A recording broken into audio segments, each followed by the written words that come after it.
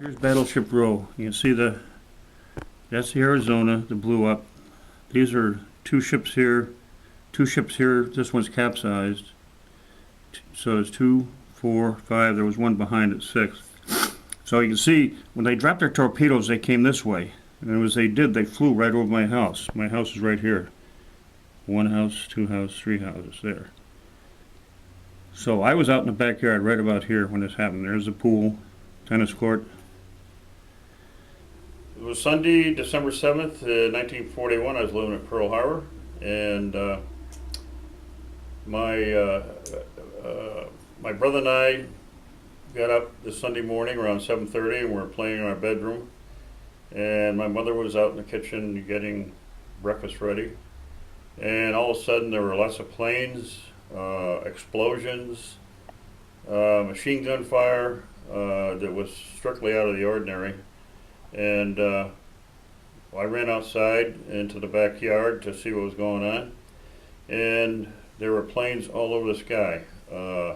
One particular I remember was turned out to be a torpedo plane that had dropped a torpedo, which I think was on the Arizona because of its flight path, and it came over my house and just missed a tree in our backyard in a bank, left-hand bank.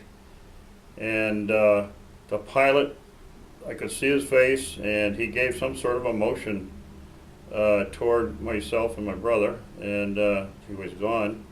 And there were a few others, and then it started getting real noisy, and after about 5-6 minutes, my father came out, grabbed my brother and I, brought us into our house, and that's when the Arizona blew up, just as we got into the house. And it was the loudest noise I ever heard. It rattled the windows, knocked some plates off shelves.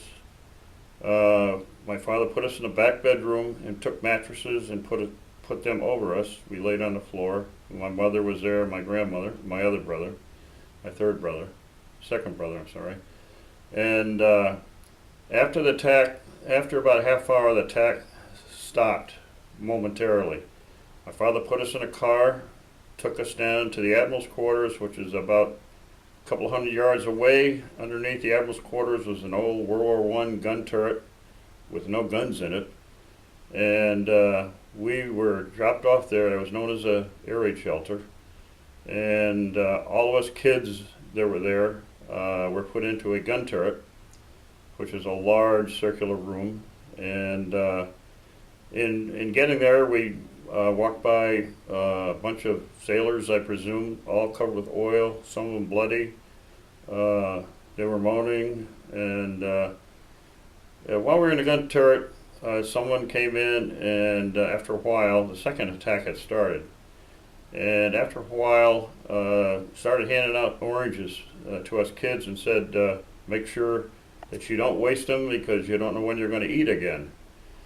So the attack overall lasted about 2 hours. At the end of that, we stayed in the shelter for some time until they decided it was all clear outside, and then they moved us to a BOQ, Bachelor's Officers' Quarters, not far from where we were. And we spent 3 days there. Myself and kids my age and my middle brother, we were put to work loading machine gun belts with 50 caliber bullets, and we were helping the Marines out.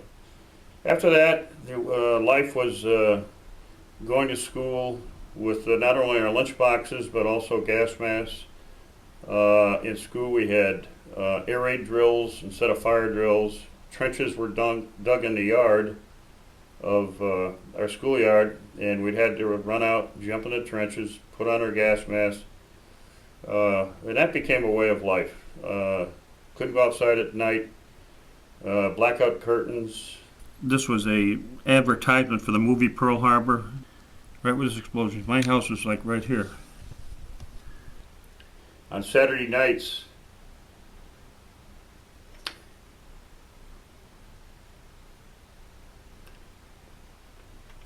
you go in the backyard,